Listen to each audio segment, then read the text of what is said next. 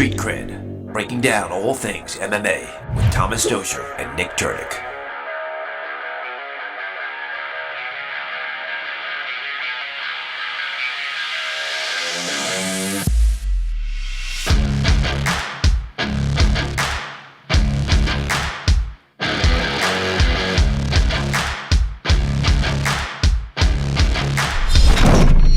Street Cred.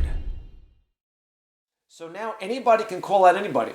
We got a YouTuber beating up an ex-basketball player from the NBA who was a slam dunk contest winner. Whose brother, also YouTuber slash boxer, gonna fight Floyd Mayweather in an exhibition bout. That's ridiculous. So it's not, this is unfolding. Oh, in other words, it was a different brother that called him out. There's two of these kids. There's two kids. Jake Paul and Logan Paul. Okay, Jake Paul won against Nate Robinson. Correct. Okay, so now Logan, he's getting into the scene now? Now, Floyd said he's going to fight Logan in an exhibition bout. All right, so does Logan box? He fought KSI, another YouTuber, twice. And the first fight, I think it was a draw, and then the second fight, KSI won. So Logan Paul is 1-1. Okay. And now he's fighting Floyd Mayweather. I love it because the real professional guys Yeah. that make their living in combat sports like the UFC, I think it's going to be obvious who's going to win these fights. And a guy like Mayweather, I mean, really, come on.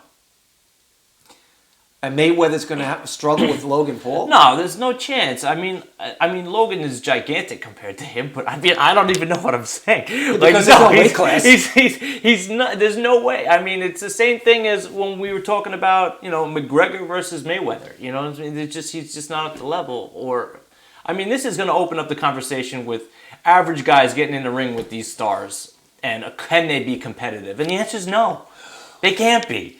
You're right, but the thing is this. The Tyson fight was supposed to be an exhibition. The undercard saw Jake Paul knock out Nate Robinson, okay? Nate got hurt. Yeah, you got knocked out. Nate got knocked out, Yeah. okay? So it's not a joke. No. How they're going to run free, without being sanctioned and without having rules. I don't know how they're going to get away with that. And shame on boxing for letting that shit happen. Yeah. It's a black eye for the sport, in my opinion. So in the future, I guess in the coming months, we're going to see professional boxers weighing in on this whole carnival. And what's the take? We'll see, right? When we had a carnival, which I thought was hysterical, when we had a carnival in the UFC, it usually involved the Conor McGregor hype train. Yeah. But he backed it up because he was such a brilliant, it was the funniest stuff I'd ever seen. Yeah. The pre-fights with Nate Diaz were some of the most hysterical commentaries I'd ever seen two fighters have on a stage. It doesn't get better than that. It doesn't, right? And they can cut promos while cutting promo. You know what I mean? It's just an endless source of entertainment and it's wonderful content. You know what I mean? Like they run back Nate skits, they run back Conor skits from those promos, and it's fantastic. And they fit in every single fight that those guys will have for the rest of their careers. The sound clips and this and that. It's just they're timeless. Quality. Yeah, exactly.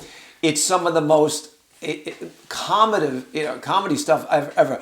I remember Conor doing the pre-fight with Mayweather, and I couldn't. It was hysterical. It was some of the funniest stuff I had ever seen. They're in the ring, walking around with the microphones, Floyd standing there with his arms crossed, Conor's walking around, you know what I mean? It was a fucking show. It was a show. Yeah. Right? And I think we need more of that, right? Yeah, I think, I don't dislike it, you know what I mean? But